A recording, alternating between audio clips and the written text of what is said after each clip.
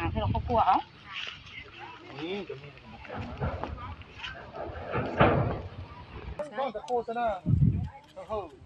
ฉันบอกปั๊ดเขาคืองามแต่บ่งามไม่ได้พูดเด็ดสิเป่าพูดกี่ไก่ไอ้รักสุดบดคอกนึงบอกไอ้สี่ถามว่าเขาจะคืองามจะใส่ปุ๋ยจะเป่าบอกหนึ่งก็ต้องแสนแล้ววะเนาะไปเที่ยงมันจะกดมั้ยกดกระทั่งตัวดำกันยาวต่อสู้กันมันว่าสูบยาอย่างนี้แกรถที่ยาวโอ้แต่เขาแล้วแง่นี่ครับหลายเรื่องยังลงไปกินยาลงเอง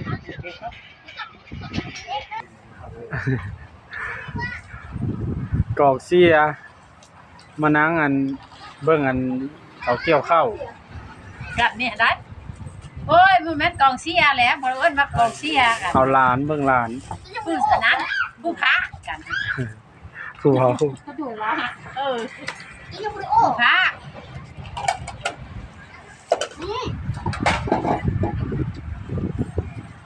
มุ่นแล้วนะให้มันอยู่ในโลกภายนอกให้มุ่นต้องทราบลาย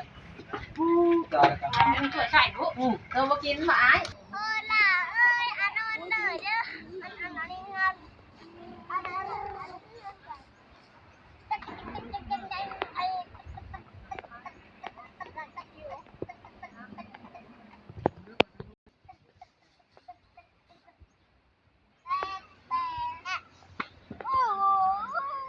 วันอาทิตย์สุดยอดเลยอยู่ท้องไร่ท้องนาวันราชการก็ไปรับไปการต่อนี่ละวิถีลาว